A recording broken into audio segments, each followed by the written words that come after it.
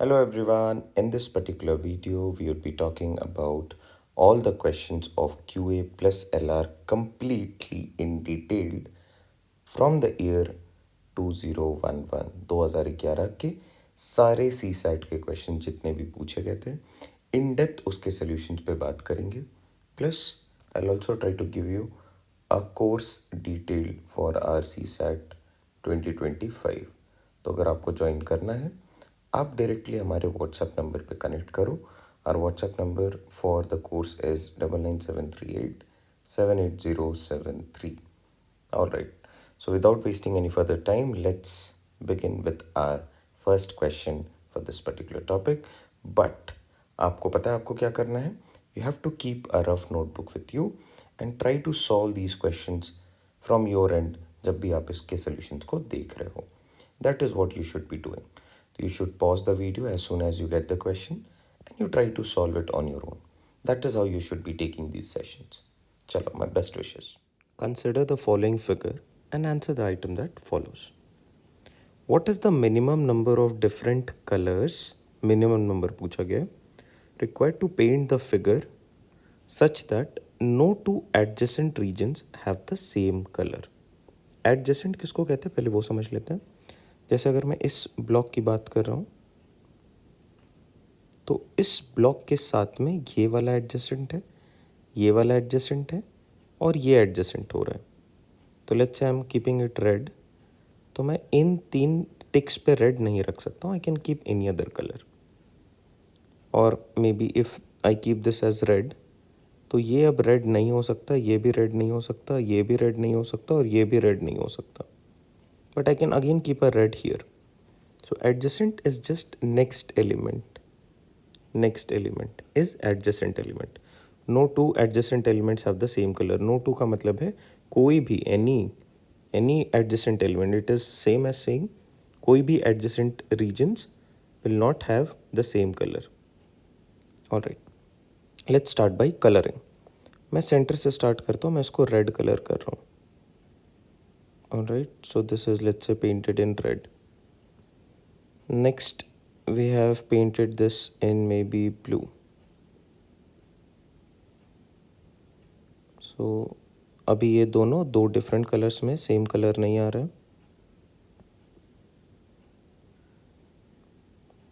Right. Now quickly we are done with it. चलो now again I can use red here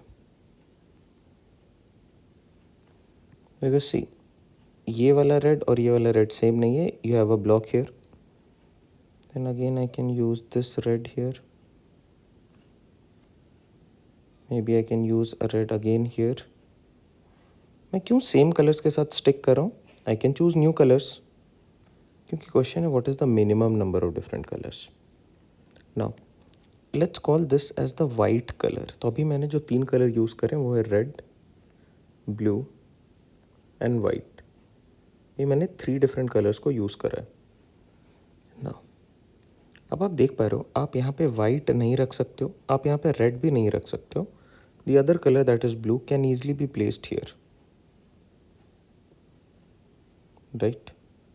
so I will just colour it out. इसको जैसे आप blue से colour कर देते हो, आपका जो कंस्ट्रेन है क्वेश्चन का कि no two adjacent block will have the same colour, वो फुलफिल हो रहा है। टू एडजेसेंट में हमेशा डिफरेंट कलर्स आ रहे हैं। All right, again I can start by putting reds. इस वाले ब्लॉक में रेड कर दिया,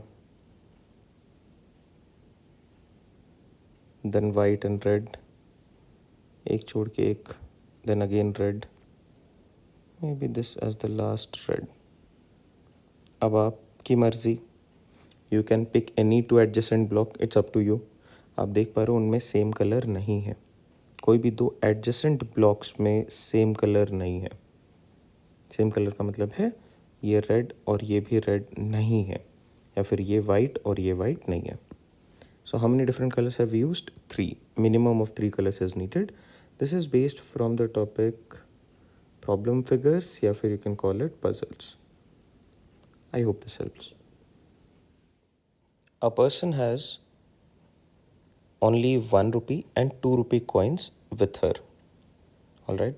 If the total number of coins that she has is 50 and the total amount of money with her is rupees 75 using these two coins, then the number of 1 rupee and 2 rupee coins is how much respectively. Okay. अब क्या मैं ऐसे लिख सकता हूँ, let's say the number of 1 rupee coin is denoted by O. O denote कर रहा है 1 को. अच्छा, number of 2 rupees coin is denoted by the term और वेरिएबल t. ये लेट और ये हमारा अजम्पशन है. ओके, यूजिंग दिस क्या मैं पहला इक्वेशन बना सकता हूँ. The total number of coins is 50. तो फर्स्ट इक्वेशन मेरे पास बन रहा है O, that is the number of 1 rupee coin plus t, the number of 2 rupees coin. This is equal to 50. First equation. Second क्या कह रहा है, the amount of money with her is 75 using these two coins. तो 1 rupee के अगर आपके पास O number of coins हैं तो 1 इंटू O प्लस ये 10 नहीं है, प्लीज़ बी केयरफुल. अब O को मैं ज़रा ऐसे लिख दे रहा हूँ कि कन्फ्यूजन ना हो.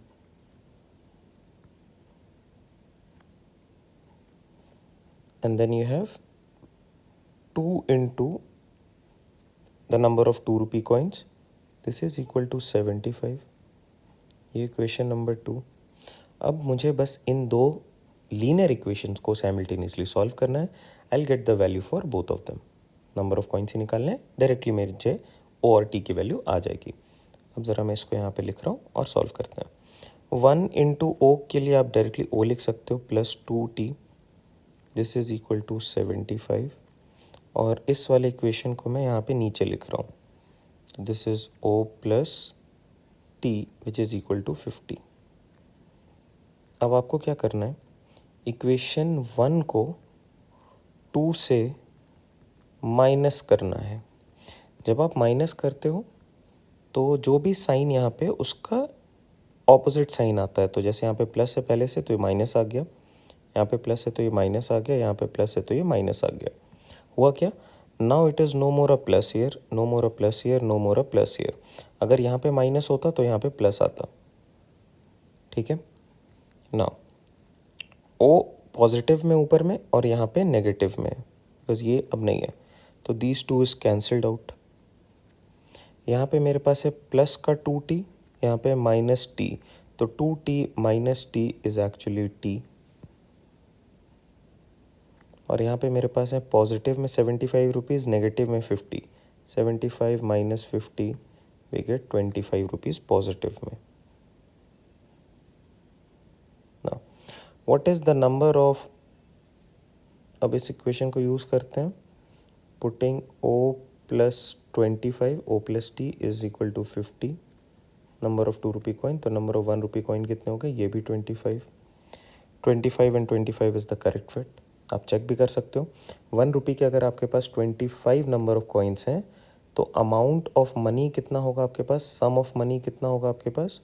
सो this is 25 into 1 which is 25 rupees. और अगर 25 2 रुपी के हैं तो 25 इंटू 2 विच इज़ 50. ऐड करा 75 रुपीज़ हैं उसके पास. I hope this helps. Consider the following figure and answer the item that follows. ये एनालिटिकल पजल का क्वेश्चन है या काउंटिंग द फिगर का पजल है. What is the total number of triangles in the above grid. तो एक बार ही समझते हैं ट्रायंगल्स मैं किसको किसको काउंट कर सकता हूँ. I can consider this to be a triangle और I can also consider this to be a triangle. ये समझना है. ओके, क्योंकि मेरे पास डिफरेंट शेप्स के ट्रायंगल बन रहे हैं तो I will start with the smallest. सबसे छोटा वाला ट्रायंगल आपको दिख रहा होगा ये है और ये सारे भी हैं. तो आप ज़रा क्विकली काउंट करो ऐसे छोटे ट्रायंगल्स कितने हैं. तो 1 2 3 4 5 6 7 8 9 10 11 12. केयरफुल रहना, इससे आप ट्रायंगल की तरह काउंट नहीं करोगे. तो 12 छोटे वाले ट्रायंगल्स हैं, सबसे छोटे. ओके, इससे ज़रा ऊपर उठते हैं. तो अभी जैसे हमने एक साइड लिया था, अब मैं कोशिश कर रहा हूँ दो साइड लेने का। तो एक ये वाला ट्रायंगल दिख रहा है, एक ये दिख रहा है और एक ये भी दिख रहा है। 3 हो गए, 4, 5, 6, 6 और एक इन्वर्टेड 7। तो दो साइड अगर मैं कंसिडर कर रहा हूँ तो 7 आ रहे हैं। ओके, अब मैं एक एक करके साइड्स बढ़ा रहा हूँ, बिगर लार्जर पिक्चर पे जाने की कोशिश कर रहा हूँ। तो एक बड़ा सा ट्रायंगल यहाँ पे, दूसरा और तीसरा। तो ऐसे 3 है, 3 वाले कंप्लीट हो गए। अब सबसे बड़ा जो ट्रायंगल आएगा वो ये एक ही बनेगा।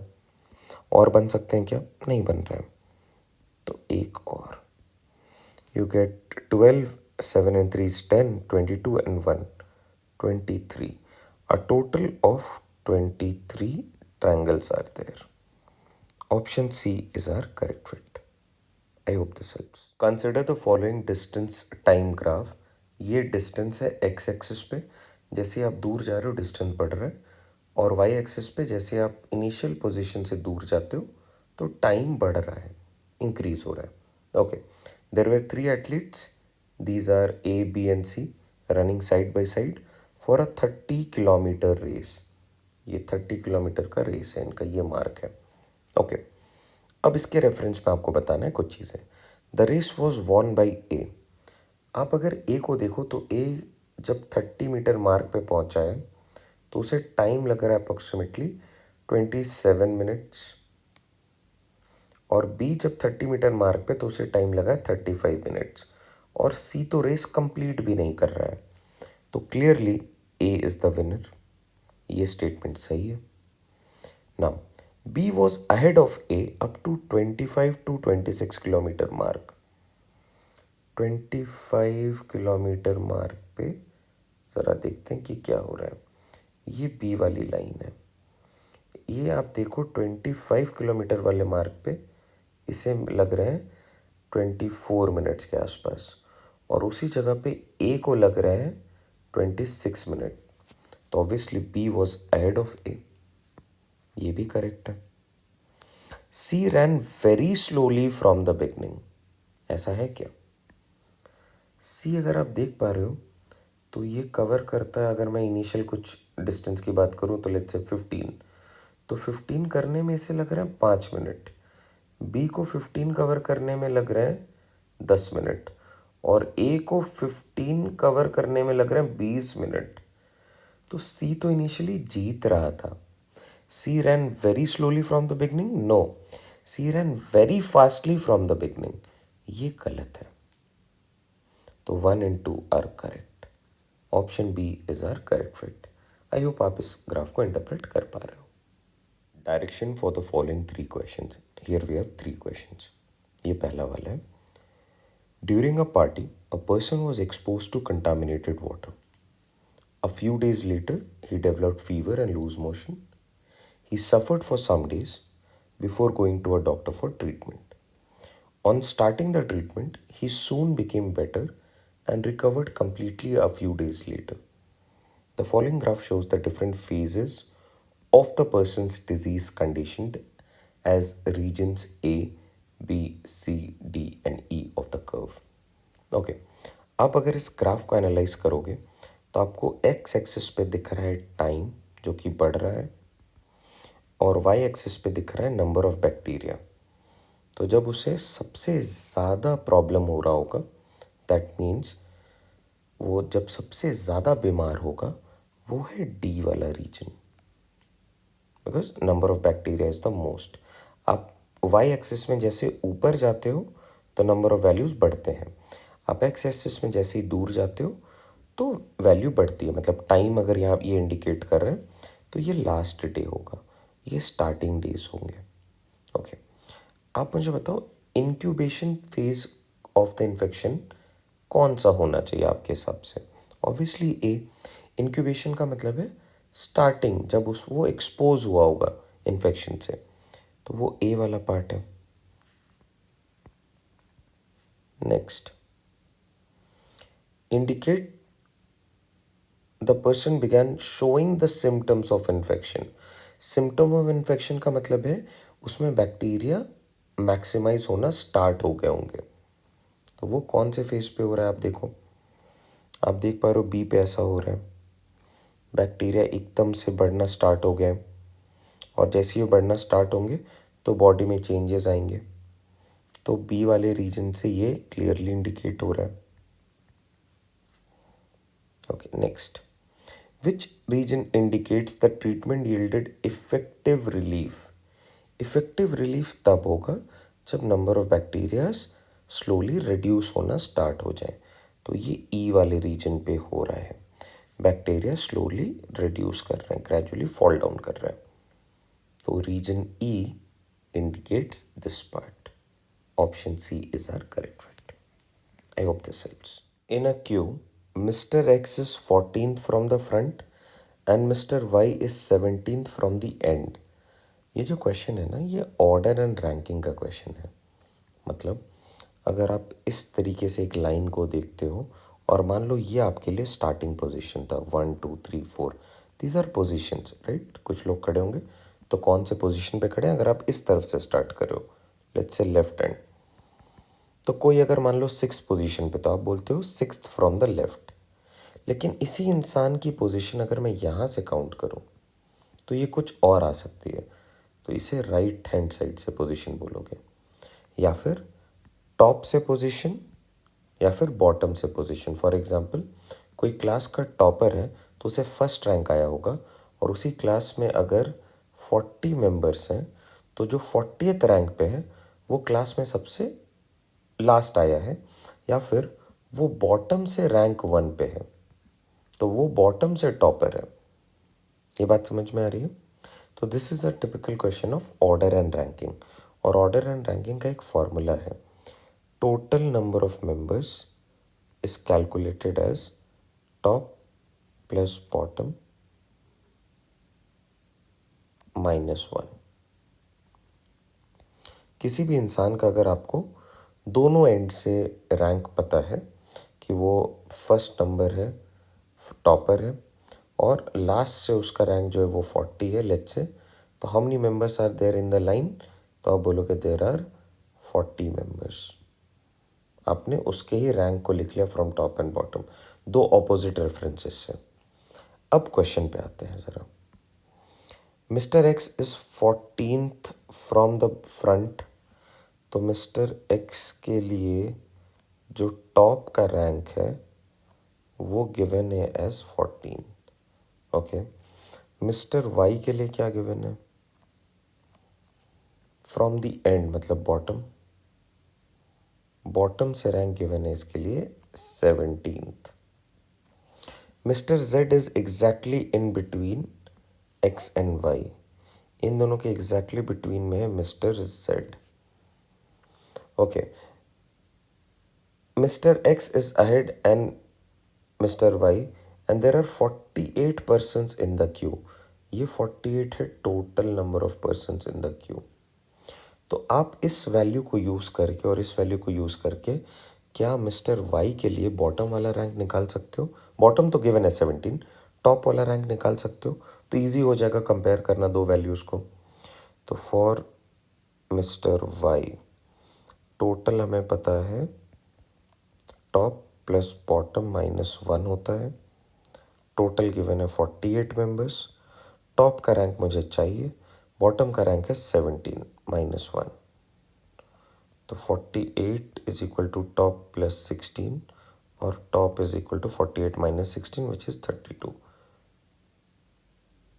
तो मिस्टर वाई के लिए अगर मैं टॉप से रैंक देखूं तो वो है 32।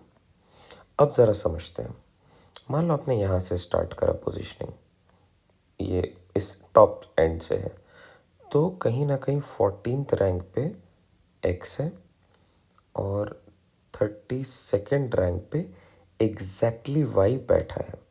अब ये समझना बहुत इंपॉर्टेंट है कि जो 14th नंबर रैंक है वो एक्स का है, 32nd नंबर जो रैंक है वो वाई का है।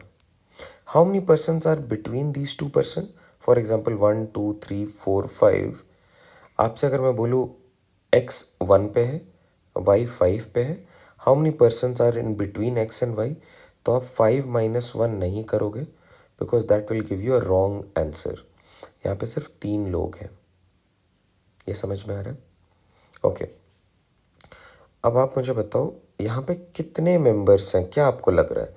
तो 15, 16, 17, 18 गोइंग अप टू 20, 6 मेंबर्स, फिर 21 से 30 10 मेंबर, और 31 एक और मेंबर, तो टोटल ऑफ 17 मेंबर्स हैं यहाँ पे। 17 लोग हैं ना इनके बीच में, 17 लोगों का सेंटर पे कौन आएगा? अगर 17 लोग हैं तो उनके सेंटर पे 9th वाला पर्सन आएगा।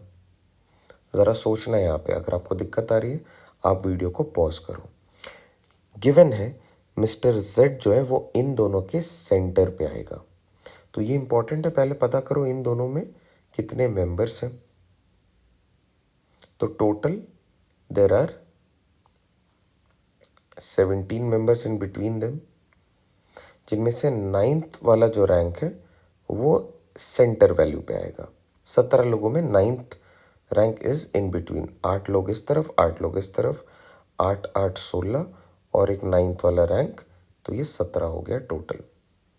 ओके, अब आपको बेसिकली 14 से 9th रैंक पे जाना है, तो 15 से लेकर 20 पे जाओगे 6 रैंक्स, 21 22 23, सो 23 आएगा बिल्कुल सेंटर इन दोनों का, यहाँ पे है Z। अगर आप इसको और जल्दी करना चाहो तो आप एवरेज का कॉन्जिक्यूटिव नंबर्स का फॉर्मूला लगा सकते हो, average of consecutive numbers small r plus larger by 2। ये हमने हमारे कोर्स में भी कवर करा है, ये वीडियो आपको एज डेमो वीडियो प्लेलिस्ट पे भी मिल जाएगा, सीसैट 2025 प्लेलिस्ट, आप देख सकते हो। 3 आवर्स का वीडियो है।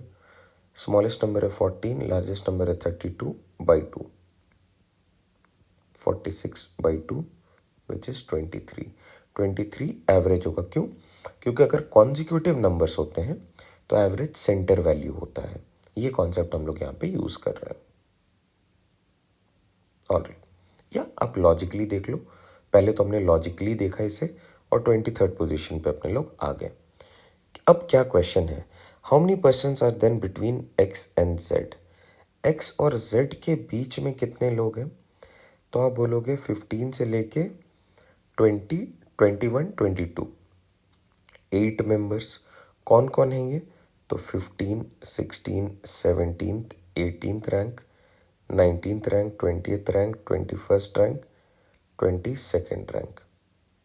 आई होप आप इसे फॉलो कर पा रहे हो। These are the 8 members who are in between X and Z. Option C is are correct fit.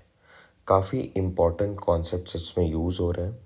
ये जो ऑर्डर एंड रैंकिंग का प्रॉब्लम है, इसमें सिर्फ और सिर्फ एक फॉर्मूला है, उसके बाद इससे जो टिपिकल क्वेश्चन पूछे जा रहे हैं वो आपके सामने है। I hope this helps. Read the following passage and answer the 3 question that follows. 3 question है इस पैसेज पे। In a survey regarding a proposal measure to be introduced, 2878 persons took part of which 1652 were males। तो जो remaining number है वो female है। 1226 that is 1226 persons voted against the proposal, out of which 796 were males। तो अगर आप इन दोनों को सब्ट्रैक्ट करोगे तो आपको नंबर ऑफ फीमेल्स आ जाएगा। 1425 persons voted for the proposal, इसमें मेल और फीमेल होंगे। 196 फीमेल्स वेर अनडिसाइडेड। ओके, तो कुछ नंबर ऑफ पीपल होंगे जो अनडिसाइडेड होंगे, उनमें से कुछ नंबर मेल के होंगे कुछ नंबर फीमेल के होंगे, वो नंबर गिवन है 196। तो बेटर ये रहेगा अगर मैं सारी चीज़ों को लिख पाऊँ। तो आप देख पा रहे हमेशा मेरे पास एक टोटल वैल्यू है और number of males and number of females है। ओके, तो टोटल क्या है मेरे पास 2878। out of which 1652 is male. So 2878 minus 1652. 1226 is the number of females. Okay. How many people voted against the proposal? So voted against the proposal were 1226 members, out of which 796 members were male. इसमें से 796 mail है. This is 430. 430 is the number of females who voted against the proposal. How many females voted for the proposal पूछा है. Okay देखते हैं for के लिए क्या डेटा गिवन है. फॉर के लिए गिवन है 1425 पर्सन वोटेड फॉर, जिसमें से नंबर ऑफ मेल और फीमेल मुझे अभी नहीं पता है. How many of them were undecided, तो आप बोल रहे हो undecided females where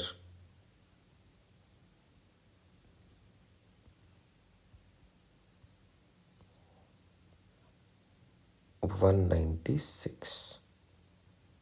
I hope आप इससे फॉलो कर पा रहे हो एवरीवन. यहाँ तक चीज़ें क्लियर होंगी. ऑलराइट, अब ज़रा समझने की कोशिश करते हैं. अगर मैं 1226 जो कि टोटल नंबर ऑफ फीमेल है उसमें से अगेंस्ट वाले और अनडिसाइडेड वालों को ऐड करके सब्ट्रैक्ट कर दूं तो मुझे number of females who voted for the motion वो मिल जाएगा. तो 1226 माइनस 430 प्लस 196,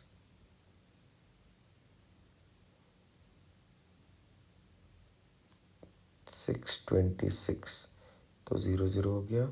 12 में से 6 गया 6, तो ये बन गया 600. ऑलराइट, अगर मैं for total number of members हैं फॉर के लिए 1425 टोटल मेंबर्स, इनमें से 600 वेर फीमेल्स, तो what is the number of males? 825. I hope आप इसे फॉलो कर पा रहे हैं. Alright, what is the total number of people who were undecided? Undecided का नंबर चेक करते हैं एक बार. तो 2878 टोटल मेंबर है. इनमें से 1226 मेंबर्स ने अगेंस्ट वोट करा है, 1425 मेंबर ने फॉर में वोट करा है. तो दिस इज 6 5 11 1 5 6, तो 2651 ने वोटिंग करी है इधर अगेंस्ट और फॉर. तो 227 मेंबर्स वेर अनडिसाइडेड टोटल, जिसमें से 196 तो फीमेल ही है. तो 227 में से अगर मैं 196 सब्ट्रैक्ट करूं तो मुझे मिल जाएंगे 4 और 27, 31 members. So 31 males were undecided. Okay, how many females voted for the proposal? Female for the proposal 600. Option B. How many males were undecided? How many males were undecided? 31. Option A. How many females were not in favor? Were not in favor for the proposal, मतलब against. Against कितनी females थी? तो not in favour का मतलब है against female is 430. Option A is are correct fit. तो अगर आप वो चार्ट कैलकुलेट कर लेते हो फॉर एनी पर्टिकुलर क्वेश्चन तो आपके लिए चीज़ें ज़रा आसान हो जाती हैं. I hope this helps. ABCDE are members of the same family. This is a question from the topic blood relation. काफ़ी इम्पॉर्टेंट टॉपिक है from the logical reasoning segment. चलिए देखते हैं 3 क्वेश्चंस। एक बारी पहले पजल सॉल्व हो जाए तो तीनों क्वेश्चन आप एक चुटकी में सॉल्व कर सकते हो ना। देर आर 2 फादर्स, देखो 5 लोग हैं total. 2 fathers, 2 sons, 2 wifes, 3 males and 2 females. मतलब ये जो बेसिकली अगर आप ऐसे देख पा रहे हो इनको, तो ये कहने की क्या कोशिश कर रहे हैं, अगर 2 फादर्स हैं इसका मतलब है ग्रैंड पेरेंट्स, उनके बच्चे और उनका एक बेटा। रीज़न क्या है कि यहाँ पे 3 मेल्स हैं और 2 फीमेल्स हैं और 2 वाइफ्स थी, तो एक ग्रैंड मदर और एक मदर। ऑलराइट, अब ज़रा मैं 1 2 3 4 और 5, ये 5 लोग बनेंगे out of A B C D E. अब आप इसमें कुछ कोड्स यूज़ कर सकते हो to represent the symbol, to represent their gender. जैसे प्लस साइन आप यूज़ करते हो टू रिप्रेजेंट मेल, नेगेटिव से आप फीमेल को डिनोट करते हो। ये कोई रूल नहीं है, this just help us to solve a particular problem quickly. The teacher was the wife of a lawyer who was the son of a doctor. देखो जहाँ पे भी हु कीवर्ड होता है ना, ये हमेशा अपने नियरेस्ट एलिमेंट के बारे में बात करता है, इरेस्पेक्टिव ऑफ यहाँ पे कॉमा मार्क है या नहीं है। अगर हु गिवन है तो ये अपने नियरेस्ट एलिमेंट के बारे में बात कर रहा है। तो बोला जा रहा है teacher was the wife of a lawyer, and lawyer के बारे में बोला जा रहा है lawyer was the son of a doctor. Okay, ये एक कपल है, टीचर और लॉयर किसी का बेटा है। दैट मीन्स ये सेकेंड वाले जनरेशन पे आएगा। Okay, so I am writing lawyer, यहाँ पे teacher, these two are couple, equal to sign से डिनोट हो रहा है। ओके, लॉयर मेल है और टीचर फीमेल है because teacher was the wife, and they are the son of a doctor. तो डॉक्टर यहाँ पे लिख रहा हूँ, जेंडर रिवील नहीं हुआ है। E is not a male and neither also a wife of a professional. अगर देखो बोला जाता है ई इज़ अ मेल, तो कहीं ना कहीं ई कुड बी लॉयर और डॉक्टर, लेकिन बोला जा रहा है is not a wife, not a male, male नहीं है तो फीमेल है, E is female. Not a male का मतलब क्या है, ई इज फीमेल। इज अगर वो फीमेल है तो उसको वाइफ होना पड़ेगा, but she is not the wife of a professional. Teacher जो है she is wife of a working professional lawyer. तो अगर ऐसा बोला जा रहा है, और यहाँ पे आप देख रहे हो डॉक्टर, ये भी एक वर्किंग प्रोफेशनल है, तो डॉक्टर की वो वाइफ नहीं है, दैट मीन्स वो खुद एक वर्किंग प्रोफेशनल है। ये बात आप समझ पा रहे हो क्या? शी इज़ अ फीमेल, ये तो क्लियर हो गया, E is not a male, तो she is a female. Also neither a wife of a professional, she can not be the teacher, she has to be the doctor. Doctor is E, and E की शादी किससे हो रही है देखते हैं। C is the youngest person in the family, तो C अगर यंगेस्ट पर्सन है तो सी यहाँ पे, और सी एक मेल है।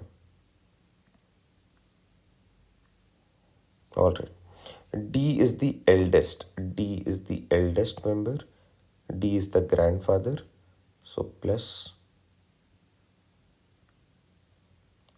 देखो जो भी एल्डेस्ट होगा वो ऊपर वाले जनरेशन पे ही होता। ऊपर वाले जनरेशन में 1 मेंबर मुझे पता है ई है, और अगर ई एल्डेस्ट होता तो ई के बारे में बोला जाता, बट बोला जा रहा है डी इज़ द एल्डेस्ट, तो वो इस जनरेशन का ही पार्ट होंगे। इस जनरेशन में सिर्फ एक ब्लॉक मिसिंग था, इसलिए मैंने डी को यहाँ पे प्लेस करा, and D is the grandfather और the husband of E. Okay, कौन कौन बच गए आप देख पा रहे हो। गिवन है B is a male, B is also a male, तो 3 मेल आ गए, ए इज़ अ फीमेल, तो A is the teacher, B is the lawyer. ये पूरा चार्ट बन के रेडी हो गया। अब आप एक एक करके आंसर करो, देखो कितना टाइम लगेगा।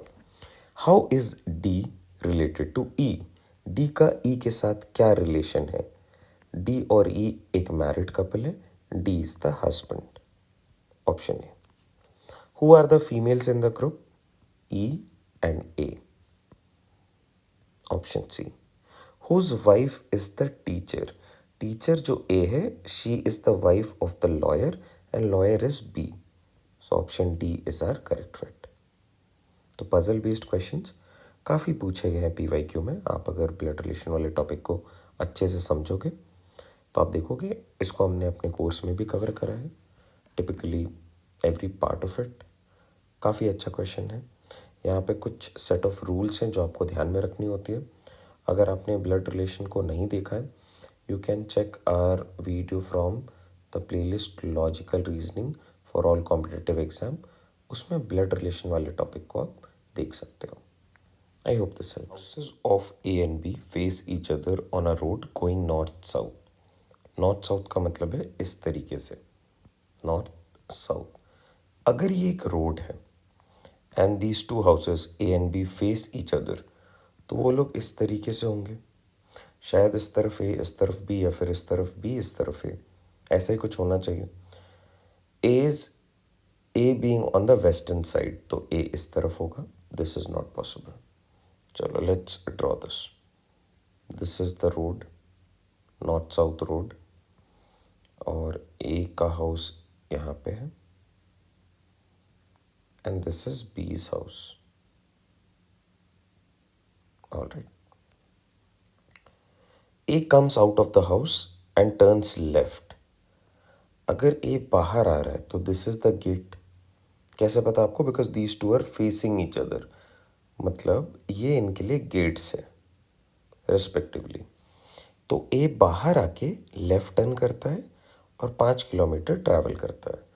तो ए मान लो बाहर आ गया रोड पे, और रोड से इसने ट्रैवल करा 5 kilometre. Let's say this distance is 5 kilometre. फिर इसने राइट टर्न लिया and travel 5 kilometre to reach the front of D's house. ये 5 अनदर है और यहाँ पे डीज हाउस है. ओके. तो डी का जो घर है उसका ओपनिंग और उसका फेस आप बोल सकते हो वेस्ट की तरफ है. Okay. B does exactly the same. मतलब बाहर आके लेफ्ट टर्न लेगा और फिर एक राइट टर्न लेगा and reach in front of C's house. तो बी के लिए मैं कुछ ऐसा बना रहा हूँ. ये 5 किलोमीटर में भी, और फिर साउथ फेस होके अगर आप राइट टर्न लोगे तो आप इस तरफ जाओगे. सो दिस इज अनदर 5, और यहाँ पे आपको मिल रहा है सी. नाउ इन दिस कॉन्टेक्स्ट आपको कुछ गिवन डेटा है, आपको बताना है कौन सा सही है कौन सा गलत है. C and D live on the same street. No. ये जब यहाँ पे ट्रैवल कर रहा है तो ये एक दूसरी स्ट्रीट की बात हो रही है. ये एक अलग स्ट्रीट है, ये एक अलग स्ट्रीट है. तो they are not living on the same street. C's house faces south. C का जो हाउस है वो इस तरफ फेस कर रहा है. This is east. The houses of C and D are less than 20 kilometres. अगर आप एक पाइथागोरस ट्रायंगल बना के देखो, पाइथागोरस थ्योरम लगाओ राइट एंगल ट्रायंगल के लिए, तो आपको दिख जाएगा this is 5 and 5 10, this is 10. तो ये बन जाएगा 10√2 यूजिंग पाइथागोरन थ्योरम. तो ये somewhere around 14 point some value होगा बिकॉज √2 इज 1.4. तो 1.4 इंटू 10 इज बेसिकली 14, बट कुछ और वैल्यूज रहेगा तो पॉइंट में आंसर आएगा. बट लेस देन 20 तो आ जाएगा. These two are less than 20, close to 14 kilometres. तो दिस इज एब्सोल्युटली करेक्ट. ये पाइथागोरस थ्योरम आई होप सबको समझ में आ रहा है. राइट. बहुत बारी हमने इसको डिस्कस करा है. Alright. I hope this helps. None of the above ruled out. Option C is are correct fit. Direction sense का क्वेश्चन है, काफ़ी अच्छा क्वेश्चन है. I hope this helps. In a group of persons 70% of the persons are male and 30% of the persons are married. Percentage का question है. So what we do is, जो initial number of people है उसको मैं usually x से assume करता हूँ या किसी वेरिएबल से अज्यूम करता हूँ। बट अगर ये परसेंटेज का क्वेश्चन है तो आप देखते हो 70% of X will be written as 70/100x। तो आपके पास ये डिनोमिनेटर में हमेशा 100 रहेगा। तो why not assume the missing number as multiple of 100. So let the total people in the group be 100n. ये इसलिए हमने अज्यूम करा है बिकॉज अब आप देखो 70% of the people are male. So अगर मैं इस वैल्यू का 70% कैलकुलेट कर रहा हूँ तो मैं एक्चुअली में 70/100 इंटू 100n कैलकुलेट कर रहा हूँ, जो कि मुझे बहुत सिंपल सा सोल्यूशन देता है 70n। मैं यहाँ पे ये कैलकुलेट कर रहा हूँ, बट आप जब 70% देखते हो तो आप डायरेक्टली इसे लिखोगे 70n, कैलकुलेट नहीं करोगे। That is the ease. तो आप लिखोगे 70n are male and 30% are female. So 30n are female, ये नंबर आ गया मेरे पास। Now 30% of the person are married. तो मैरिड पीपल कितने हैं? टोटल मेरे पास जो लोग हैं वो है 100n, और इसका ही 30% है। सो 30% of this value is 30n। All right. अब अगर मुझे एक और लाइन देखा जाए तो 2/7 2/7 of the males are married. तो इस नंबर का 2/7 निकालो आप। 2/7 इंटू 70n, ये बन गया 20n। तो इस मैरिड पीपल में से 20n people are male, therefore remaining are female. So how many female are married? 10n. All right, क्या पूछा है आपसे? What fraction of the female is single? So fraction of female that is single is total 30 minus 10n, we get 20n. 20n females are single out of 30n. This is the required fraction. तो ये cancel out होके बन जाएगा 2/3। Option D is are correct fit. In general जो percentage based questions होते हैं वहाँ पे जो अननोन क्वांटिटी होता है जिससे रिलेटेड सारे परसेंटेज वैल्यूज गिवन होते हैं, आप उसको मल्टीपल ऑफ 100 में अज्यूम करते हो। You can take this as 100x। आप अगर इसे x लेके सॉल्व करोगे तो भी आपका आंसर बिल्कुल 100% करेक्ट आएगा, बट ये ईज ऑफ कैलकुलेशन में हेल्प करता है। That's it. Alright, I hope this helps. Consider the following argument. In order to be a teacher, one must graduate from college. All the poets are poor. Some mathematicians are poets. No college graduate is poor. All right. अब ये जो data है ना मेरे पास, इससे मैं बहुत सारे इन्फ्रेंसेस ड्रॉ कर सकता हूँ। अगर मैं सिर्फ इस डेटा को अगर किसी स्टैंडर्ड फॉर्म में in terms of diagrams represent करूँ तो मेरे लिए इस डेटा को विजुअलाइज कर पाना ईजी हो जाएगा। तो we can always represent the data with the help of Venn diagrams, जिनको मैं यूजुअली सर्कल से ड्रॉ करता हूँ। ये क्यों किया जाता है? Just to have a better visualisation of the data, कि मैं डेटा को अच्छे से विजुअलाइज कर पाऊँ और फिर आंसर कर पाऊँ इन क्वेश्चंस को। That's it. तो ये ज़रूरी नहीं है कि आपको हमेशा डायग्राम बनाने होते हैं। आप बना सकते हो आपके कन्वीनियंस के हिसाब से, अगर नहीं तो चलेगा। आप ऐसे ही डेटा को रीड करो, समझने की कोशिश करो। समझना बोला जा रहा है which of the following is not a valid, मतलब इनवैलिड बोल रहा है कौन सा है। तो कौन कौन से वैलिड है पहले उस पर बात कर लेते हैं। In order to be a teacher one must graduate from college. तो मान लो कोई टीचर बना है तो वो ग्रेजुएट होगा, हाँ या ना? सोच के देखो ज़रा। अगर आपको टीचर बनना है यू मस्ट ग्रेजुएट। तो if I am saying you are a teacher तो आप ग्रेजुएट भी हो। एक और लाइन कह रही है no college graduate is poor. तो अगर कोई टीचर है वो कभी पुअर हो सकता है? नहीं होगा ना। ये समझ में आ रहा है? रीज़न क्या है? No college graduate is poor और कॉलेज ग्रेजुएट के अंदर में एक पार्ट आएगा टीचर। तो no teacher is poor, teachers are not poor, ये सही है। हमें पूछा है which of them is not a valid, मतलब इनवैलिड पूछ रहा है, तो ये नहीं है उनमें से। Poets are not teachers. देखो ऑल द पोएट्स, जितने भी पोएट्स हैं वो सारे पुअर हैं, गिवन है ऑल पोएट्स आर पुअर।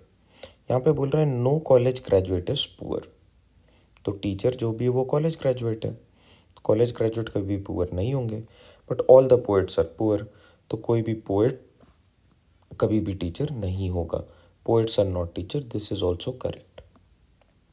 ये भी हमारे क्वेश्चन के हिसाब से गलत ऑप्शन हो जाएगा। Now some mathematicians are not teachers, given है सम मैथमेटिशियंस आर पोएट्स।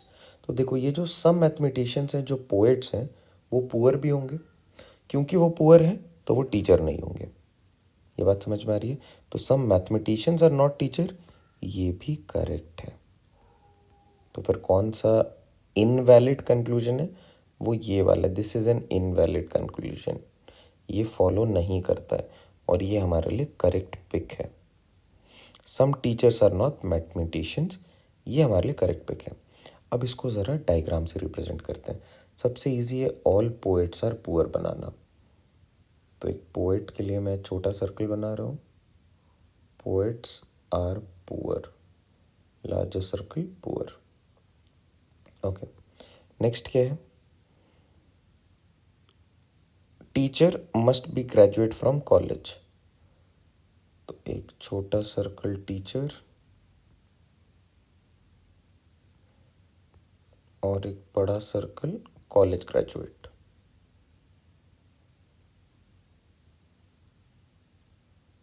चलो next, some of the mathematicians are poets, some of these mathematicians are poets. तो क्या मैं इसको ऐसे बना सकता हूँ मैथमेटिशियंस को? I can do this right.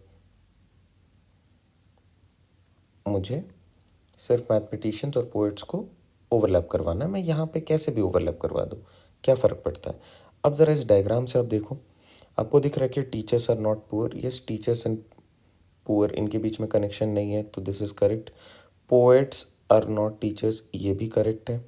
Some mathematicians are not teachers, some of the mathematicians are not teachers, ये वाले मैथमेटिशियंस की बात हो रही है, these are not teachers. Some teachers are not mathematicians, यहाँ पे तो हो रहा है, बट क्या मैं एक ऐसा डायग्राम और बना सकता हूँ? क्विकली अब बनाऊंगा, ध्यान देना आप। ये कॉलेज ग्रेजुएट है,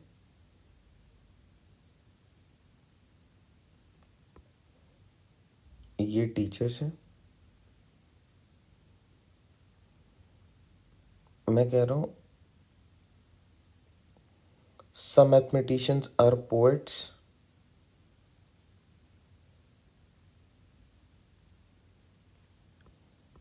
and all the poets are poor। ये जो सर्कल है मैथमेटिशियंस का है।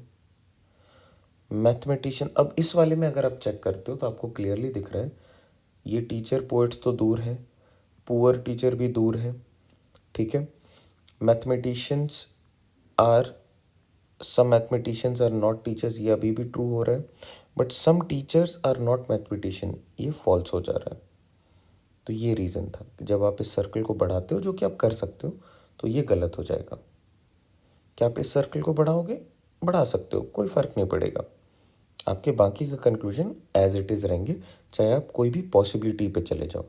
मतलब ये है कि किसी भी स्टेटमेंट्स को जब आप रिप्रेजेंट करते हो तो आपके पास बहुत सारे रिप्रेजेंटेशन बनते हैं। These are representation number 1, representation number 2, आप जितनी मर्जी उतने रिप्रेजेंटेशन पे जा सकते हो। एवरीवेयर ये स्टेटमेंट्स फॉलो होने चाहिए एज इट इज़, जैसे ड्रॉ होने चाहिए। आप इनके डायग्राम को ज़रा इधर उधर कर सकते हो, बट जो रिलेशन बन रहा है ना, वो चेंज नहीं होना चाहिए। आप देख लो, हर बारी जो भी हमने डायग्राम बनाए हैं उसमें रिलेशन चेंज नहीं हुए हैं। अल्टीमेटली अगर आप एक और भी डायग्राम बनाते हो इफ़ पॉसिबल, तो उसमें भी ये सारे रिजल्ट एज इट इज़ रहेंगे, जिसमें एक ही चीज़ आएगी जो कि इनवैलिड हो रही है, वो है बी, जिसको आप बिना डायग्राम के भी बोल सकते हो, बट ज़रा समझने के लिए इम्पॉर्टेंट है। अगर मैं इस टॉपिक की बात करूँ, तो टॉपिक इज सिलोलिज्म। अगर आपको ऐसे और भी क्वेश्चन समझने हैं तो आप सिलोलिज्म वाला हमारा यूट्यूब वीडियो देख सकते हो, जो कि हमारे चैनल पे अवेलेबल है. If not, then you can join our course as well.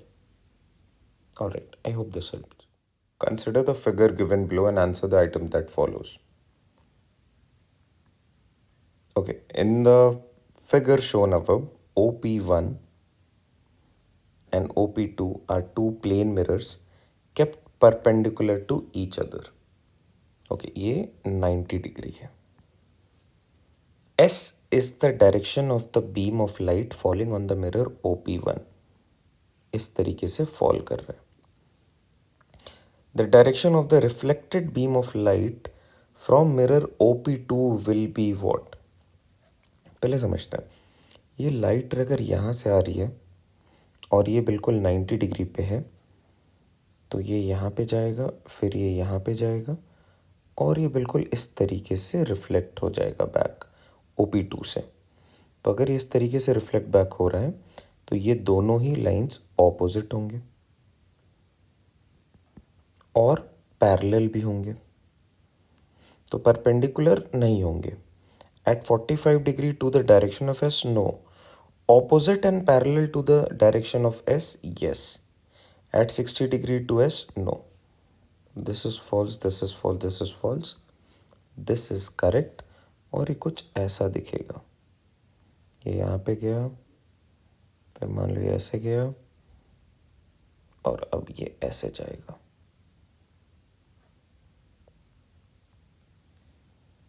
Opposite भी है, देख पा रहे हो आप, ये इधर गया तो ये इस तरफ जा रहा है ऑपोजिट, एंड ऑब्वियसली पैरेलल रहेगा, कभी ये इंटरसेक्ट नहीं करेंगे. चलो, I hope this helps. Consider the following velocity time graph. Velocity Y axis पे, टाइम एक्स एक्सिस पे. It shows two trains starting simultaneously on the parallel tracks, train A and train B. All right. With reference to the other graph, which of the following statement is not correct? Incorrect कौन सा है वो बताना है, कौन सा correct है वो नहीं बताना है. ओके, एक बार ज़रा एग्जामिन करते हैं कि कौन से स्टेटमेंट्स करेक्ट है, कौन से स्टेटमेंट्स रॉन्ग है या फिर इनकरेक्ट है. Train B has initial acceleration greater than that of A. देखो एक्सेलरेशन यहाँ पे, ये वेलोसिटी जिसकी हाई रहेगी उसकी एक्सेलरेशन भी हाई रहेगी. वेलोसिटी हाई, एक्सेलरेशन हाई, तो किसकी ज़्यादा इनिशियली? बी की हमेशा ही रह रही है. बी की जो वेलोसिटी है वो हमेशा ज़्यादा है ए से, किसी भी पॉइंट पे आप टेस्ट कर लो. B is at a greater velocity, तो ये करेक्ट स्टेटमेंट है. This is not an incorrect statement. Train B is faster than train A at all times, yes. Both trains have the same velocity at time T O. ये रहा time T ओ. यहाँ पे velocity देखते हैं ए के लिए, तो ये इंडिकेट कर रहा है ये वेलोसिटी, और एग्जैक्टली यही वेलोसिटी है बी के लिए भी. तो एट पॉइंट टी ओ दोनों की वेलोसिटी सेम है. ऑल थ्री आर करेक्ट, तो ऑब्वियस सी बात है ये वाला इनकरेक्ट होगा. तो this is my correct answer because this is incorrect. अब देखो मैंने पढ़ा भी नहीं, फिर भी मैं इसे इनकरेक्ट मार्क कर रहा हूँ. लेट्स सी कि क्या है ये. Both trains travel the same distance in time T O units. एक चीज़ समझते हैं, ये जो टाइम है, लेट्स से ये 5 आवर्स हो सकता है, 6 आवर्स हो सकता है, 7 आवर्स हो सकता है, 7 मिनट, कुछ भी हो सकता है, एनी पर्टिकुलर टाइम. समझने के लिए लेट्स कीप इट 5 आवर्स. एक वैल्यू रहेगा तो आपको समझ में आएगा. ओके, ट्रेन 0 आवर पे स्टार्ट हो रही है. ट्रेन ए की एक अपनी स्पीड है या वेलोसिटी बोल दो आप उसे, ट्रेन बी की अपनी वेलोसिटी है. लेकिन ये तो क्लियर है ना, train B is always faster than A. तो अगर ये फास्टर है, जो भी इसकी वेलोसिटी उससे फास्टर है बी की वेलोसिटी, तो बी ज़्यादा डिस्टेंस कवर करेगा, because distance is equal to speed into time. जिसकी स्पीड ज़्यादा वो ज़्यादा डिस्टेंस कवर करेगा for same unit of time. आप और मैं रेस करते हैं, आपकी स्पीड ज़्यादा है, मेरी स्पीड कम है, दोनों लोग सेम टाइम के लिए अगर रेस कर रहे हैं तो आप ज़्यादा डिस्टेंस ट्रैवल कर जाओगे। तो both the trains travel the same distance, this is absolutely false. Train B is a faster train, therefore it will travel more distance. I hope ये फॉलो कर पा रहे हो। तो the last statement is the incorrect fit, यही बताना था हमें। I hope this helps. Following pie chart shows the breakup of disease categories recorded in the patients from the two towns A and B. Pie charts plot the disease categories as percentage of the total number of patients. Based on this, answer the two items that follows the chart. So you have two questions here. ये पहला वाला question है and then we have one more question. Okay, जरा एक बार इसे analyse करते हैं इस पाई चार्ट को। Distribution of disease in town A, distribution of disease in town B. ये परसेंटेज के टर्म्स में गिवन है। Diabetes 18%, high BP 13%, heart disease 22%, obesity 34%, other disease 13%। अगर ये परसेंटेज के टर्म में है तो we know the total value must be 100%, right. अब एक बार इनको ऐड करके देखते हैं क्या ये 100% के बराबर हो रहा है। That is important, alright. तो अगर आप इसको ऐड करते हो, यू गेट दिस एज 40 और ये दिस इज 26 एंड 34 इज 60, तो एग्जैक्टली इक्वल टू 100%। ऑलराइट, इसको ज़रा मैं ऐड करता हूँ। आई गेट 30 एंड 20 50, फिर 28 तो 78, 24 102, 19 121%। अब ये आइडियली 100% आना चाहिए। ये 121% क्यों आ रहा है? सिंपल रीज़न ये है कि जब मैं डायबिटीज़ 24% कह रहा हूँ तो चांसेस ये भी हो सकते हैं कि कुछ लोगों को डायबिटीज़ भी होगा, साथ में हाई बीपी भी होगा, तो ओवरलैपिंग होंगी चीज़ें। That is the only reason यहाँ पे जो टोटल वैल्यू है वो ज़्यादा आ रहा है। You getting my point? यहाँ पे क्या हो रहा है, एग्जैक्टली 18% लोगों को ही डायबिटीज़ होगी। There is no overlapping here. ये इंडिकेट कर रहा है, ये वाला पार्ट ये इंडिकेट कर क्या कर रहा है 121%, कि यहाँ पे चांसेस है कि ये लोग एक से ज़्यादा डिजीज़ लोगों को हो रही होंगी टाउन बी में। Now which of the two towns has a higher number of persons with diabetes. एक चीज़ और है, ये मैं परसेंटेज के बारे में बात कर रहा हूँ। यहाँ पे डायबिटीज़ में 18% है, यहाँ पे 24% है। परसेंटेज में तो ये जीत रहा है, बट क्या आपको पता है कि आपको किस चीज़ का 18% कैलकुलेट करना है? क्या कहीं पे ये गिवन है number of persons in town A is equal to town B? ये भी नहीं गिवन है, तो no inference can be drawn. Reason क्या है? आप अगर 100 रुपये की 18% निकाल रहे हो, दैट इज़ 18 रुपीज़। बट अगर आप 50 रुपये का 18% निकाल रहे हो तो वो एक डिफरेंट अमाउंट है। 500 रुपये का निकाल रहे हो वो एक डिफरेंट अमाउंट है। 5,000 रुपये का 18% निकाल रहे हो एक डिफरेंट अमाउंट है। So I am not sure what is the total population of town A and the total population of town B exactly। और कहीं पे भी ये डेटा नहीं है जो इन दोनों टाउन के पॉपुलेशन को बराबर बता रहा हो या रिलेट कर रहा हो। तो सिर्फ इस बेसिस पे कि 18% यहाँ पे 24% यहाँ पे आप किसी जजमेंट पे नहीं पहुँच सकते हो। I hope you are getting my point. तो no inferences can be drawn as the total value of 18% of what 24% of what is missing, therefore that is the correct option। आगे बढ़ते हैं। What can we say about the person with more than one disease from the graph? More than one disease हमने बात करी, it is only possible in town B, not in A। तो they are likely to be person with more than one disease in town B। Option B is the correct fit। Reason आपको समझ में आ रहा है? ये total हमेशा 100% होना चाहिए। अगर ये 100 से ज़्यादा हो रहा है विच मीन्स कुछ चीज़ें हैं जो ओवरलैप कर रही हैं। ओबेसिटी शायद दो कैटेगरी के लोगों को होगी, एक लोगों को ओबेसिटी भी होगी, डायबिटीज़ भी हो सकती है, या हाई बीपी भी हो सकती है। That is the only reason यहाँ पे टोटल 121% के बराबर हो रहा है। तो जिसके बेसिस पे मैं इसे मार्क कर पा रहा हूँ that There are likely to be person with more than one disease in town B and not in A. I hope this helps. Consider the four age pyramids given below, namely A, B, C, D, representing four different countries. Now, which of them indicates declining population? Declining population का मतलब क्या है? Population decline कर रही है. The population is falling down. That means there is a greater number of deaths. Deaths are on a high. And lower number of birth rate. So birth rate is on an all-time low. And death rate is at an all-time high. ये indicate होता है bye narrow upper part, और birth rate लो indicate होगा bye narrowed lower part और base. ये जो दो properties है ये क्लियरली आपको दिख रहा है in C. The base is narrow and the top is narrow. So option C or pyramid C is the correct fit here.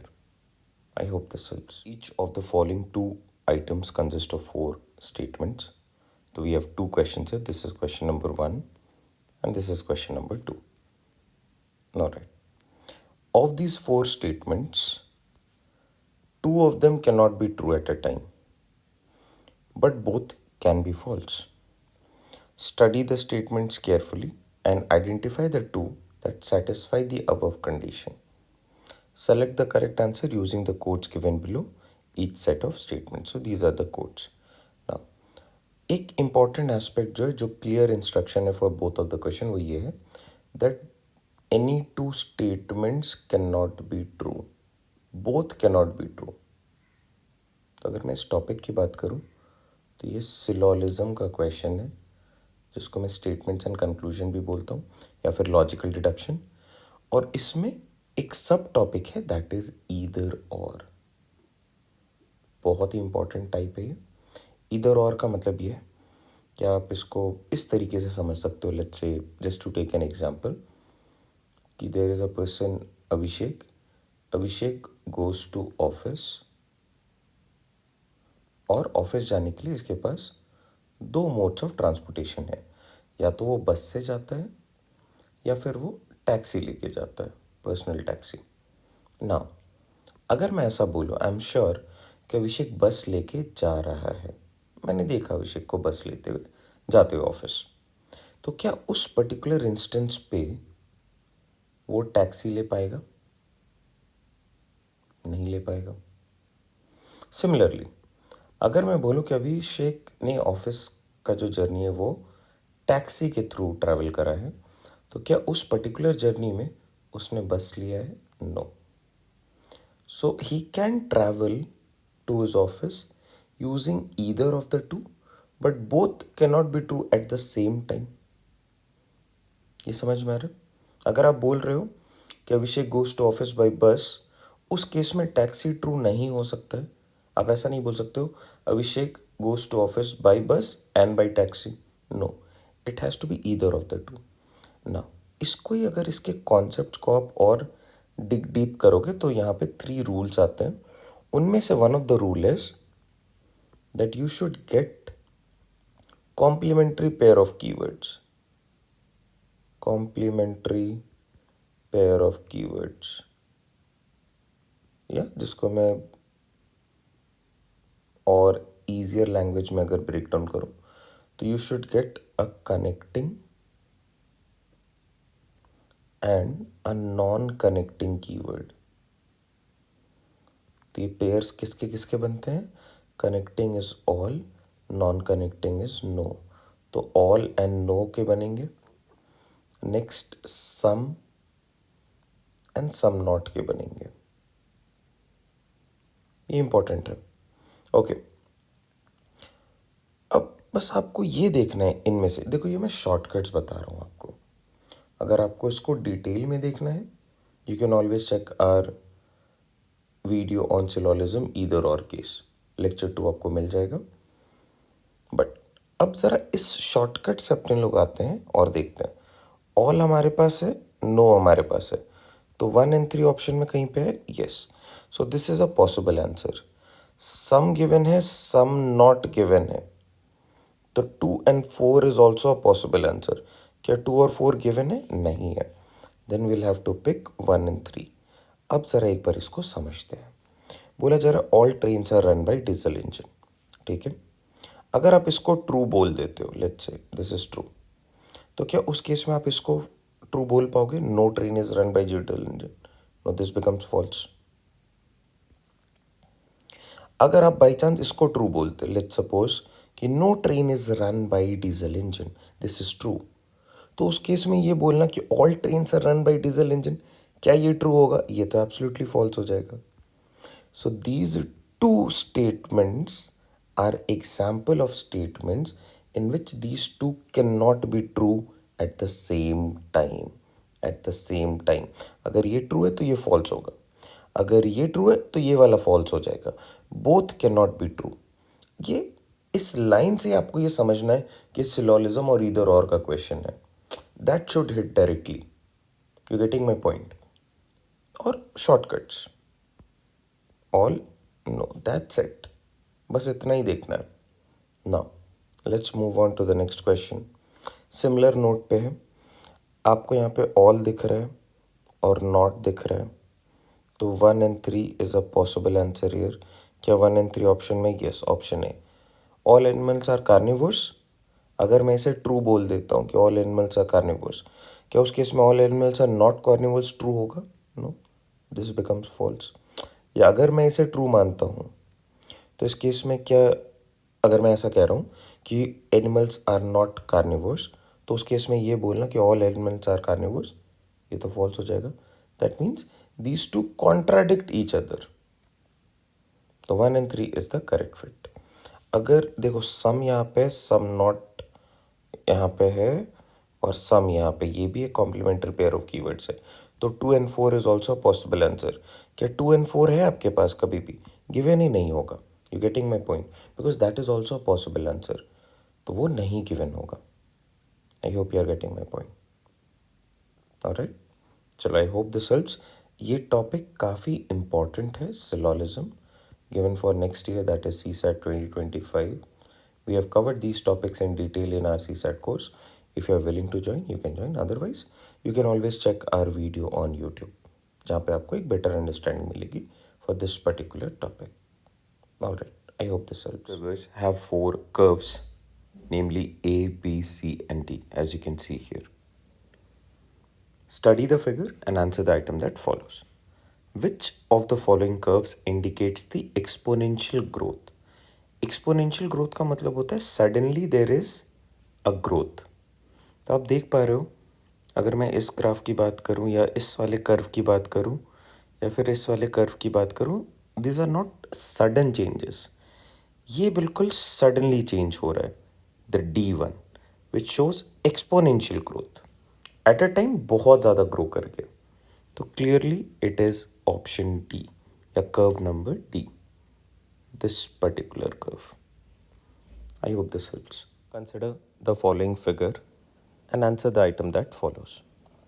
So a square is divided into 4 rectangles, 1 2 3 4, ये 4 rectangles हैं और ये figure एक square है। Square के लिए property है all sides are equal, ये साइड ये साइड ये साइड ये साइड, सारे साइड्स इक्वल हैं इसके।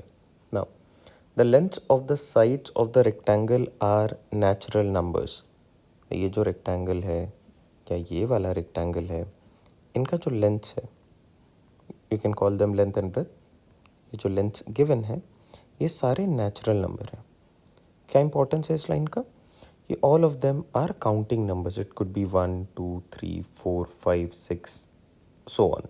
It cannot be 6.5 6.3, no, these are not natural numbers, so these are natural numbers. All right, the areas of the two rectangles are indicated, yes, ये area है 15, ये area है 48। अब ये कैसे फाइंड आउट होता है एरियाज का? तो ये मान लो लेंथ है, ये ब्रेथ है, this into this, length into breadth is 48 here. इसके लिए क्या होगा? Again we have a length, we have a breadth, multiply the two, length into breadth, you get 15। इस तरीके से एरिया कैलकुलेट होता है। What is the length of each side of the square? मुझे एक्चुअली में ये फाइंड आउट करना है, this length and this length. अब एक फाइंड आउट हो गया तो दोनों ही फाइंड आउट हो गए। क्यों? Because since it's a square both of them are same. अभी शायद आपको फिगर में सेम ना दिख रहा हो, but these are same. Now let's say what are the properties that can be used here. क्या मैं इस वाले फिगर को यहाँ पे ऐसे बनाऊँ एंड इसके लिए एरिया है 15। एरिया क्या होता है? Length into breadth. So can I write area is equal to length into breadth. Area है 15 और ये जो लेंथ होंगे इसके, या ब्रेथ बोल दो आप उसे, these are always natural number. तो क्या पॉसिबिलिटीज़ हो सकती है इनके? आप 1 इंटू 15 कर सकते हो, या फिर 15 can also be broken down as 3 into 5। क्या कुछ और हो सकता है? ऑब्वियसली ये दोनों इंटरचेंज भी हो सकते हैं, 15 इंटू 1, 5 इंटू 3। अब आप देखो यहाँ पे, अगर आप इन दो वैल्यूज़ को देख रहे हो तो these are closest to each other.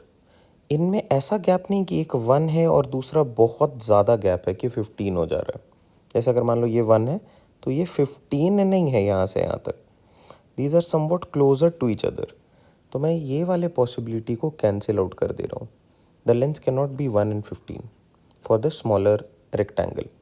So they could be 3, 5 और the length since it is 15, area 5, 3। मतलब ये वाला पार्ट 5 हो सकता है, ये 3 हो सकता है, या फिर ये 3 हो सकता है, ये 5 हो सकता है। आगे चल के उसको भी सॉर्ट आउट करेंगे अपने लोग। Now next, another triangle is rectangle is this one, जिसके लिए एरिया है 48। अब आपको पता है area is again length into breath. 48 के लिए क्या क्या पॉसिबिलिटीज़ आप बना सकते हो? तो आप बोलोगे पहली पॉसिबिलिटी बनती है 1 and 48, बट इसको आप इग्नोर कर दोगे बिकॉज समवॉट आप देख पा रहे हो ये दो values again closest to one another है। मतलब इनका जो वैल्यू होगा एक्चुअली में वो एक दूसरे से आसपास है। 1 और 48 में बहुत बड़ा गैप है, तो ये 1 और 48 तो नहीं हो सकते। नेक्स्ट क्या हो सकता है? Can it be 2 into 24? नहीं, ये भी बहुत बड़ा गैप लग रहा है। और can it be 4 and 12? Again ये बड़ा गैप है 4 और 12 का। आप देख रहे हो, अगर आप इसे 4 कह रहे हो तो ये 12 नहीं है, ये ज़रा सा बड़ा है। अगर ये 4 है तो this could be possibly 6, but वो केस बन ही नहीं रहा। नाउ और it could B 6 and 8। 6 into 8 is 48। Now मैं इस वाले डायग्राम में 6 को यहाँ पे रख रहा हूँ। 6 is this length and this length I am calling it as 8। यहाँ से यहाँ तक I have called it as 8। This is 8। Alright, so I have ignored this and the other one and I have gone through with this too. अब देखते हैं जो हमारे पास data उसको कैसे रिलेट कराना है। ये जो लेंथ बन रहा है यहाँ पे और यहाँ पे, ये स्क्वायर के लेंथ्स हैं या स्क्वायर के साइड्स हैं। तो side of a square is always equal. Sides of a square are equal.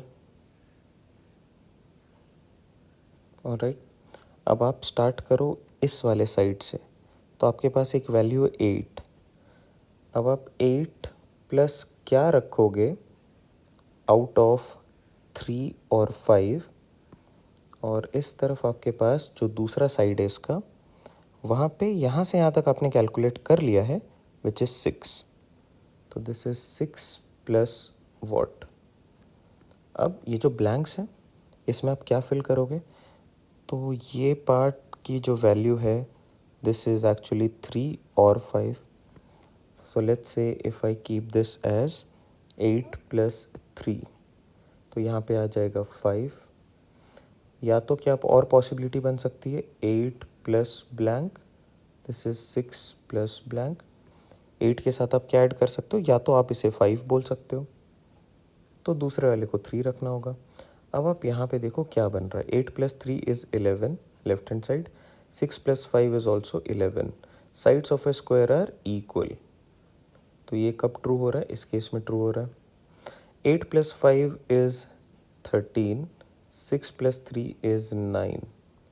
Sides of a square not equal हो रहा है। इसका ये सिंपल सा मतलब है कि विथ 100% श्योरिटी ये 3 है, this is 3 and this is 5.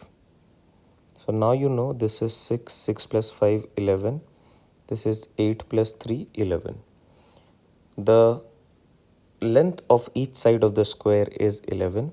Option B is our correct fit. I hope this helps. Three persons start walking together and their steps measure 40 centimeter, 42 centimeter and 45 centimeters respectively. ये तीन लोग हैं. Let's call them A, B and C. What is the minimum distance each should walk so that each can cover the same distance in complete steps? तो ये simply LCM का question है. LCM का मतलब है आपको least common multiple figure out करना है of A, B and C, which is 40 centimeter, 42 centimeter and 45 centimeter. ये इनके स्टेप्स हैं. अब इन तीन वैल्यूज़ का ही जो लीस्ट कॉमन मल्टीपल होगा, देखो इनका कॉमन मल्टीपल तो चाहिए आपको, और बोल रहा है मिनिमम डिस्टेंस, तो लीस्ट कॉमन मल्टीपल. इनके लिए जो कॉमन मल्टीपल है और सबसे छोटा वाला वो डिस्टेंस क्या है जो ये लोग कवर कर पाएंगे, तो वो फिगर आउट करते हैं. अब एलसीएम के लिए आपको पता है, आप इनको फैक्टराइज करो. सो इवन नंबर से 2 से होगा. This is 20, 21, 45. by 2 से this is 10, 21 and 45. by 2 this is 5, 21 and 45. Now with 3 we can get 5, 7, 15, 5, 7, 5, 1, 7, 1, then we have 1, 1, 1. Okay, so LCM of these numbers is basically 2 square, sorry 2 cube, 3 बार है, 3 square, 5 to the power 1, 7 to the power 1. This is basically 8 into 9 into 5 into 7. Now 8 5s are 40, 9 7s are 63. 60 into 4 is 240, 4 3s are 12, तो 252 तो आ गया, और एक और 0. Now this much of centimetres. अब एक basic conversion आपको पता होना चाहिए, that is 1 metre is equal to 100 centimetres. तो 1 centimetre is equal to 1/100 metres. अब अगर 2520 सेंटीमीटर्स है, so this in metre can also be written as, converted into meters is 2520 upon 100 meters, which is 25.20 meters, या फिर आप इसे बोल सकते हो 25 complete meters and 20 centimeters, because ये 100 के पार्ट्स में है. Option A is our correct fit. I hope this helps. If a bus travels 160 kilometre in 4 hours, एक बस है जो ट्रैवल कर रही है 160 kilometres in 4 hours, and a train travels 320 kilometers in 5 hours. 5 घंटों में 320 kilometre at uniform speeds. What is the ratio of the distance traveled by them in 1 hour? अच्छा, 1 घंटे में डिस्टेंस कवर्ड इन 1 आवर, ध्यान देना 160 किलोमीटर 160 किलोमीटर इन 4 hours, तो इन 1 our कितना जाएगा डिवाइडेड बाय 4। ये जो ट्रेन है ये it goes 320 kilometres in 5 hours, so in 1 hour it will go 320/5। अब इन दोनों के बीच में आपको रेशियो निकालना है, यही तो पूछा है, what is the ratio between the distance travelled by both of them. Now can I से दिस एज बस इज टू ट्रेन, इसको मैं इस फॉर्म में लिख रहा हूँ, बस बाई ट्रेन, दिस इज 160/4 और ये आ जाएगा 320 और जो 5 है वो ऊपर चला जाएगा। Now let's cancel it out, 2 times, so this is 5/8। Bus is to train के लिए पूछा है, by them in 1 hour, 5:8 and not 8:5। देखो कभी भी अगर जिस फ्लो में आप क्वेश्चन को सॉल्व कर रहे हो, जैसे पहला डेटा बस का था, दूसरा डेटा ट्रेन का है, तो रेशियो में अगर कुछ और गिवन नहीं है कि रेशियो में अगर आपसे स्पेसिफिकली पूछ रहा है ट्रेन टू बस रेशियो, देन इट इज़ 8:5। आप देख पा रहे हो ट्रेन टू बस 8:5, लेकिन आपसे क्वेश्चन में कुछ ऐसा पूछ ही नहीं रहा है, आपको बस ये डेटा दिया और फिर पूछा ratio of the distances travelled bye them.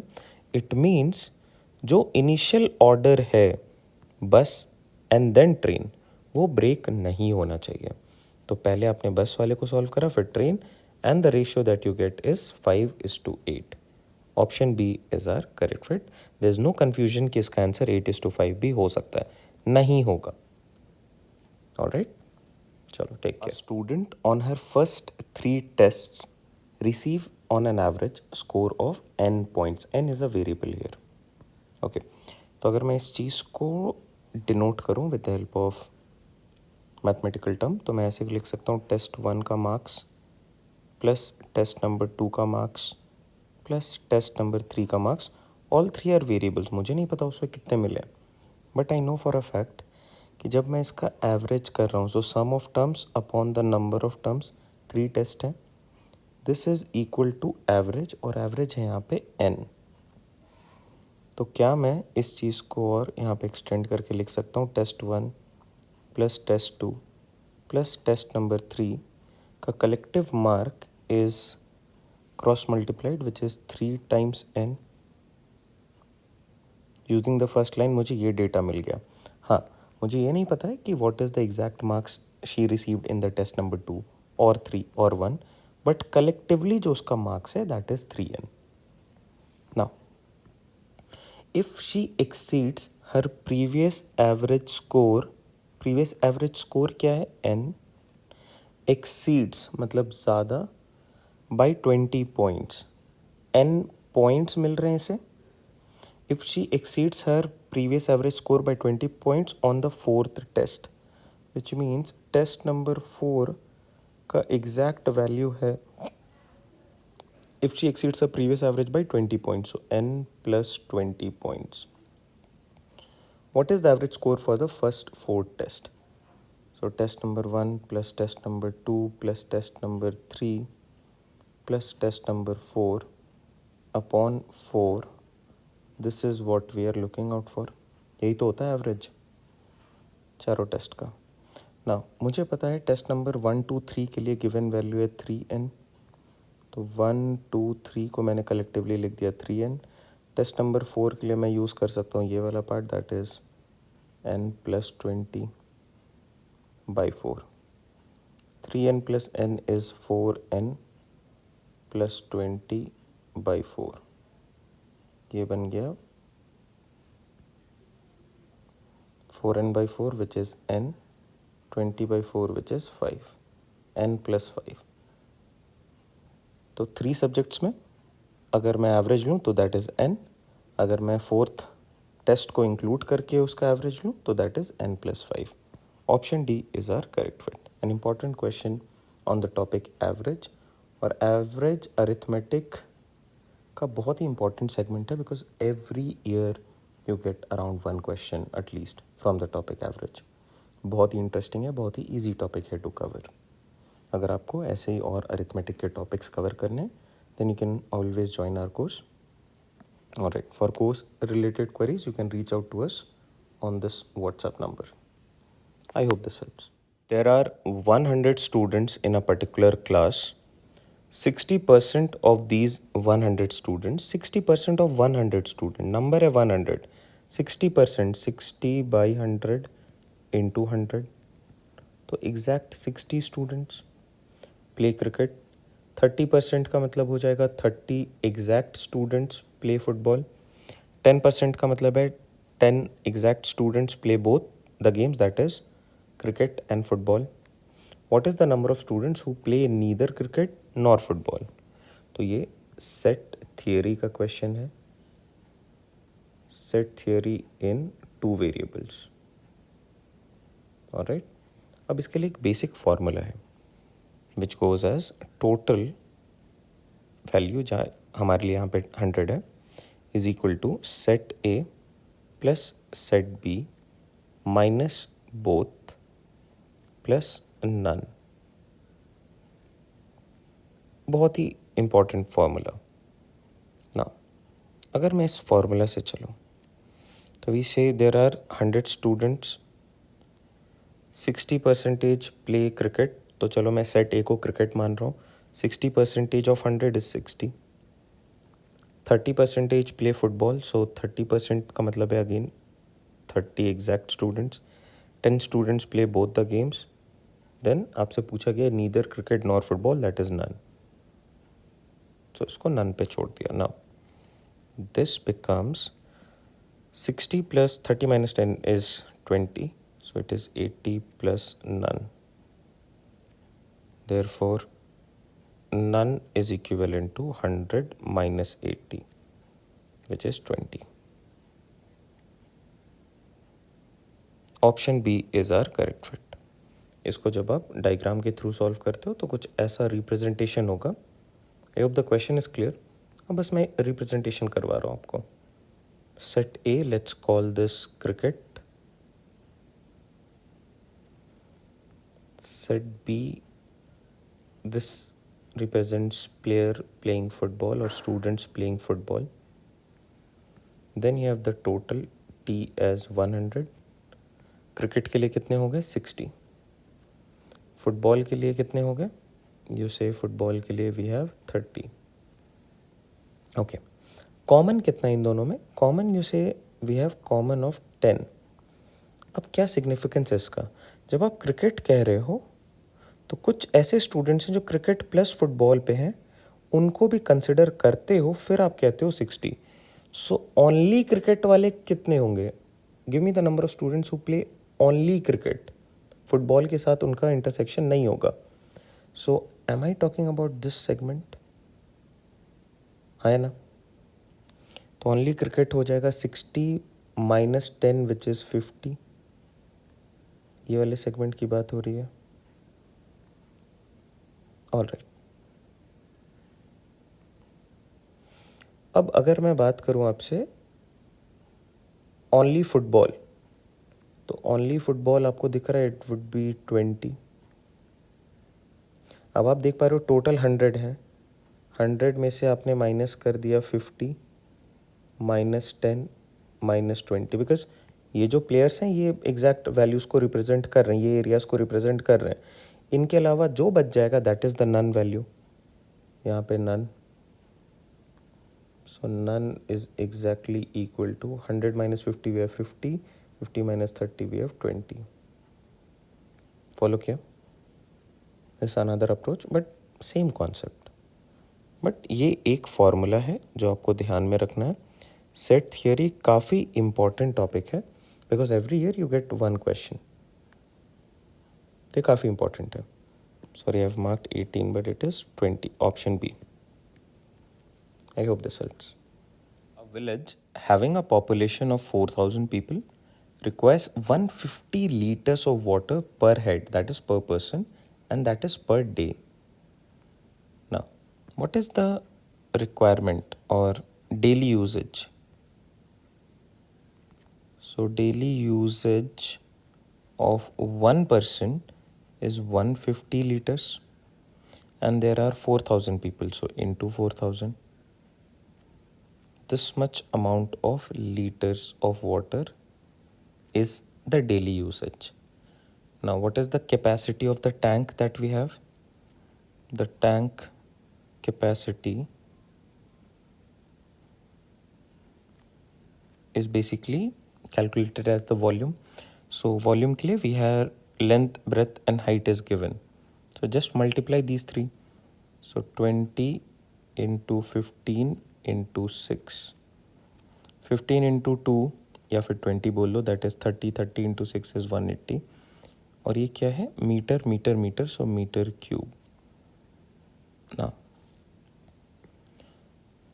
the water of this tank will last for, the water of this tank will last for,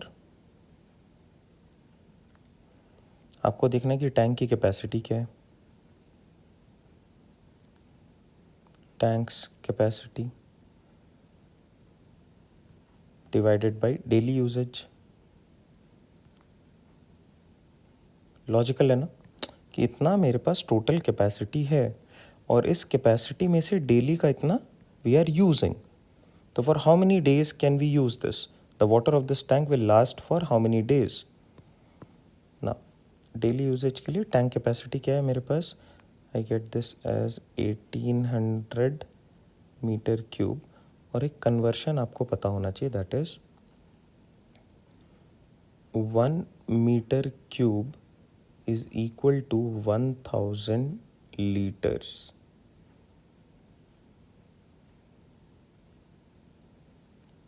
alright, ये कन्वर्शन अगर आपके दिमाग में है तो देखो ये कैसे बनेगा. We get 1800 into metre cube है, तो मीटर क्यूब हटाए, लीटर्स में कन्वर्ट करने के लिए वी राइट इंटू 1000 लीटर्स. और जो यूजेज है that is also in litres, 150 into 4000 ना. अब ये लीटर्स और litres cancelled out, 3 zeros cancelled out, 1 0 cancelled out, 3 से कैंसिल आउट करते हैं. 3 से कैंसिल आउट करने पे ये 5, ये 6 0, फिर 5 से कैंसिल आउट करते हैं, दिस इज 12. 4 से कैंसिल आउट करते हैं 3. So for how many days? It will last exactly 3 days.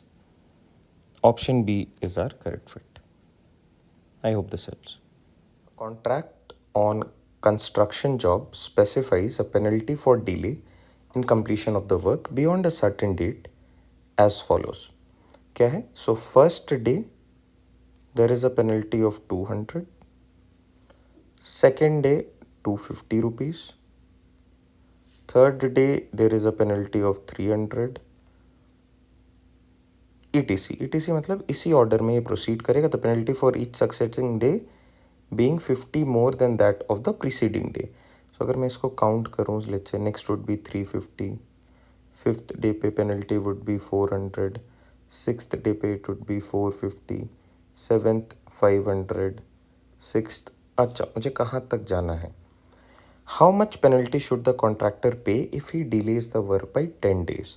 So let's calculate till 10. So on the 8th day it would be 550, 9th it is 600 and 10th it would be 650. I hope आप इसे follow कर पा रहे हो. आप यहाँ पे देखो, the gap is 50 50 50 everywhere. Consecutive gap is always 50. Now our answer is simply the summation of this. इन वैल्यूज को आप ऐड कर दो, आपका आंसर आ गया. That's it.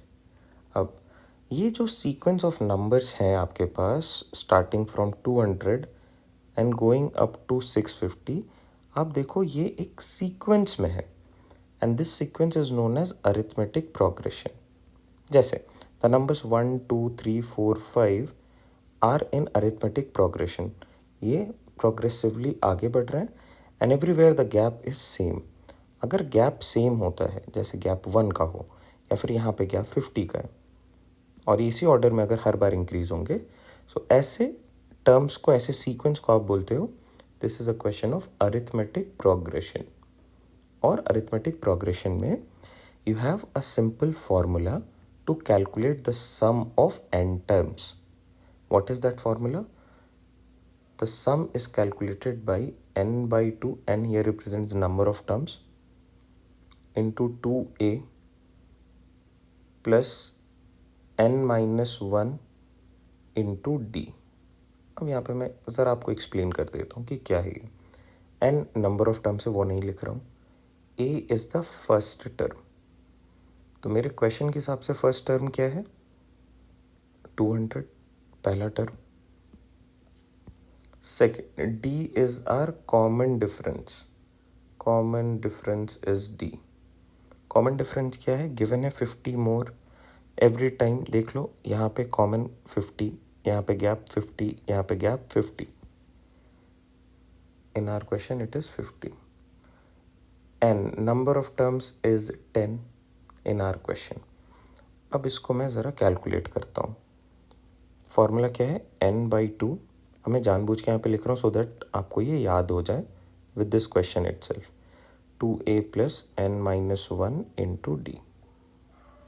All right, n की वैल्यू क्या है? 10, 10 by 2, 2a 2 into 200 plus n की वैल्यू है 10, 10 minus 1 into D which is 50। So this becomes 5, ये 400 और यहाँ पे देखना 10 माइनस 1 9, 9 5 ज़ा 450। तो ये अल्टीमेटली बन गया 5 इंटू 850। ऑल राइट, 85 इंटू 5, 4 2 और अगर ज़ीरो है तो एक और ज़ीरो लगा दो, 4250। Option B is our correct fit. I hope this helps. काफ़ी इंपॉर्टेंट कॉन्सेप्ट है रिगार्डिंग अरिथमेटिक प्रोग्रेशन। ये progression based question every year, every alternate year आपसे पूछे जाते हैं और ईजियर एंड पे है। आपको शायद अगर आप इसे फर्स्ट टाइम देख रहे हो तो इट माइट बी कन्फ्यूजिंग कि यार ये फार्मूला ज़रा टेक्निकल हो रहा है, ज़्यादा लेंदी हो रहा है, but trust me it's just one lecture on arithmetic progression. Half an hour का भी लेक्चर लोगे तो you get the basics of how to calculate sum, number of terms. ये कुछ बेसिक फार्मूलाज हैं, ये ध्यान में रखोगे, बहुत आराम से ऐसे क्वेश्चन को आप सॉल्व कर सकते हो। अब देखो फ़ायदा क्या है, मैंने यहाँ पे सारे टर्म्स लिखे, यहाँ पे मेरा टाइम वेस्ट हुआ, बट यहाँ पे मैं आपको क्वेश्चन को एक्सप्लेन कर रहा हूँ। इफ़ यू जस्ट नो कि ये अरिथमेटिक प्रोग्रेशन के थ्रू सॉल्व होगा because everywhere it is a gap of 50, तो आप सिर्फ पहला टर्म देखोगे 200, आप यहाँ पे लिखोगे 200। नंबर ऑफ टर्म्स आपको बोला गया है 10, तो ये वैल्यू भी है आपके पास, ए की वैल्यू है आपके पास, एन की वैल्यू है, डी की भी वैल्यू है। No need to write these things, आप डायरेक्टली यहाँ से स्टार्ट कर सकते हो and you can solve it in no time. I hope this helps. There are 4 routes to travel from city A to city B. City A, city B, how many routes? 4, 1 2 3 4। all right, and 6 routes from B to C। B to अगर C जाना है there are 6 routes, 1 2 3 4 5 6। how many routes are possible to travel from city A to city C? A to C अगर आपको जाना है तो कितने possible ways में आप जा सकते हो? That is our question. It is a question from the topic permutations and combination, precisely from permutation. और ऐसा ही एक सिमिलर क्वेश्चन 2022 में भी पूछा गया है। ऑलराइट, देखते हैं, let's look at the different ways. अब ज़रा एक बार लॉजिकली इसको देखो, सॉल्व करने के लिए क्या है आपके पास, यहाँ पे 1 2 3 4 रूट्स हैं, यहाँ पे 6 हैं। For every route you have 6 options, so 4 into 6 24 is our correct answer. अब देखते हैं कि कैसे है। आप रूट नंबर 1 से जाते हो बी पे, now in order to reach C आप रूट नंबर 1 ले सकते हो, दिस इज़ वन वे। या फिर आप 1 से जाके रूट नंबर 2 पिक कर सकते हो। यहाँ से आप 1 रूट पे जाके रूट नंबर 3 भी पिक कर सकते हो। Similarly you can pick 4th 5th और 6th। तो with A to B going by the first route आपके पास 6 ऑप्शंस हैं to choose from, and ultimately 1 route यहाँ पे और 6 रूट्स यहाँ पे, यू गेट 6 डिफरेंट रूट्स अगर आप सिर्फ फर्स्ट वाले रूट को कंसिडर करो फ्रॉम ए टू बी। इसी तरीके से सेकेंड वाले रूट पे भी अगेन आपके पास 6 ऑप्शंस हैं, थर्ड वाले पे भी आपके पास 6 ऑप्शंस हैं, एंड फोर्थ वाले पे भी आपके पास 6 ऑप्शंस हैं। तो a total of 24 different routes are there using which you can travel from A to C. So A to C directly is 4 into 6, 24 ways. I hope this helps. Consider the following figures. ये 2 figure हैं, यहाँ पे एक missing value है जो इन option में से put होनी है। This is a question from the topic inserting the missing character which is part of logical reasoning, broader head logical reasoning है। ओके, क्या करना होता है ऐसे केसेस में? सो ये मुझे पहले वाले फिगर में देख के इनके एलिमेंट्स का मूवमेंट मुझे ये देखना है इनके बीच में कनेक्शन क्या है, और अगर मुझे कनेक्शन समझ में आता है how these elements are inter related, उसी सेम कनेक्शन को मुझे यहाँ पे कॉपी पेस्ट करना है। सो फर्स्ट इट्स इम्पॉर्टेंट कि अपने लोग फिगर आउट करें कि how these elements are inter related, because ये कंप्लीट फिगर है। ऑलराइट, अगर मैं पहले वाले फिगर को देखूँ यहाँ पे, दिस इज सेकेंड वन, 2, उसके बाद है 6, then you have 24 and then 80। क्या मैं इसे ऐसे देख सकता हूँ, 2 into 3 is 6, 6 into 4 is 24। तो यहाँ पे भी कुछ इंटू होना चाहिए। 24 इंटू वॉट विल बी 80, तो आप इसे इंटू 3 1/3 कर सकते हो। So that is 24 into 3 1/3, 3 1/3 is basically 24 into 10/3, 3 into 3 plus 1, अब ये बन गया 8, सो दिस इज 80, बिंगो। ये हमारे पास एक कनेक्टिविटी बन गई। अब मुझे बस ये चेक करना है क्या ये सेम चीज़ फिगर नंबर 2 पे अप्लाई होती है। So let's start with the first one, 3, यहाँ पे डॉट क्योंकि ये मिसिंग टर्म है, then we have 36 and next is 120। चलो देखते हैं, 3 into 3 करना है, so this would be 9, 9 into 4 करना है, दिस इज़ 36, यहाँ तक तो सही है। बस इस लास्ट वाले को चेक करना है मुझे, into 3 1/3, so 36 into 10/3, 120, bingo. So ये एब्सोल्युटली करेक्ट है। So if I go on with this logic, this missing value is 9, option C is our correct fit. ऐसे एक आध और क्वेश्चंस पूछे गए हैं इन द प्रीवियस ईयर। आपको अगर ऐसा और पढ़ना है, you can always join our course where in we deal with IMC, which is again part of number series. I hope this helps. Study the following figure, a person goes from A to B, always moving to the right or going down, ठीक है, along the lines. So these are the lines. How many different routes can he adopt? Select the answer from the quotes. Let's draw it here. So we have this. All right. Start कर रहा है ये A से, इसे B पे जाना है। First way इस तरीके से जा सकता है, A से B पे चला गया टुवर्ड्स द राइट। देखो लेफ़्ट तो ये जा ही नहीं सकता, लेफ़्ट कैसे जाएगा, मतलब अगर मान लो ये यहाँ पे तो ये वापस नहीं आ सकता, that is left, coming back मतलब left, towards the right and going down, so this is one route. अच्छा, क्या ये इसी तरीके से ऐसे जा सकता है? Yes, this is the second route. Third route could be ये यहाँ से यहाँ जाता है, फिर ये राइट लेता है, फिर ये डाउन जाता है, थर्ड रूट। और इसी जगह पे अगर ये वापस नीचे आ जाता, फिर ये इधर जाता, that is the fourth route. Fifth, ये यहाँ से यहाँ तक आ सकता है, देन डायरेक्टली जा सकता है फिफ्थ, और यहाँ से यहाँ आके it can go down and then go this side. So 6 routes. क्या कोई 7th रूट पॉसिबल है? आप चेक करके देख सकते हो। 7 is not possible, although we have 7 in the option. So 6 is our correct fit.